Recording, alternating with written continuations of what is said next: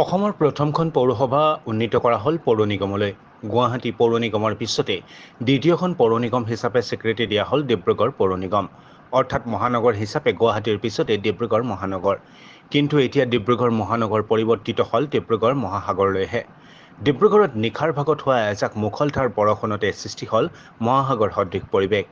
ডিব্ৰুগড় পৌৰ নিগমৰ কাৰ্যালয়ৰ ভিতৰত একাঠু পৰ্যন্ত পানী। কেৱল সেয়াই নহয়, ডিব্ৰুগড়ৰ বিভিন্ন বিভাগীয় চৰকাৰী বেচৰকাৰী কাৰ্যালয়ৰ ভিতৰত সোমাল কৃত্ৰিম পানী।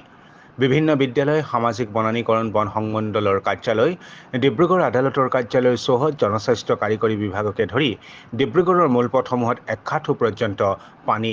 নলা নৰ্দমাসমূহ বৈজ্ঞানিক পদ্ধতিৰে সুপৰিকল্পিতভাৱে নিৰ্মাণ নকৰাৰ ফলতেই ডিব্ৰুগড়ত কৃত্ৰিম বানে বুৰাই পেলোৱাৰ কথা স্বীকাৰ কৰিলে স্বয়ং ডিব্ৰুগড় পৌৰ নিগমৰ মেয়ৰ ডাক্তৰ চৈকত পাত্ৰই। স্যাৰ, আপোনাৰ নিজৰ বাসগৃহৰ ভিতৰতো পানী সোমাইছিল? হয়, এইবাৰ প্ৰথম সোমালে। আগতে কি হয়, পানীখিনি আমাৰ PN ৰোড বা চিৰিংচাপৰি এইটো ফালে পানী নহৈছিলে, কিন্তু এইবাৰে প্ৰথম দেখা পোৱা গ'ল যে এইবাৰ কিন্তু জেল ৰোডৰ ফালে আছে যদিও ইমান পানী হোৱা নাই।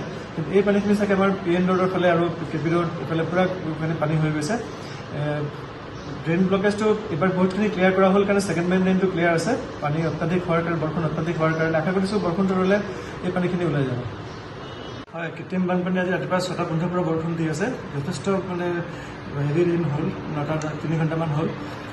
এতিয়া অকণমান যদিও ৰৈছে, আমাৰ এতিয়া 4টা পাম্প চলি আছে ডিব্ৰুগড়ৰ পৰা, যিখিনি আৰ্টিফিচিয়েল বানপানী হৈছে পানীখিনি উলিয়াই দিয়াৰ কাৰণে। আৰু main drain, second main drain আৰু DTP ড্ৰেইন, ছেকেণ্ড মেইন ড্ৰেইনটো পূৰা ক্লিয়াৰ আছে, পানী ফ্ল' পূৰা হৈ আছে।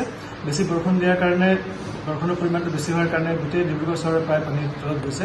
আশা কৰিছোঁ এতিয়া বৰষুণটো অলপ ৰৈছে আৰু 1 ঘণ্টাৰ ভিতৰত, খুব বেছি 1 ঘণ্টা 2 ঘণ্টাৰ ভিতৰতে পানীখিনি ওলাই যাব লাগে।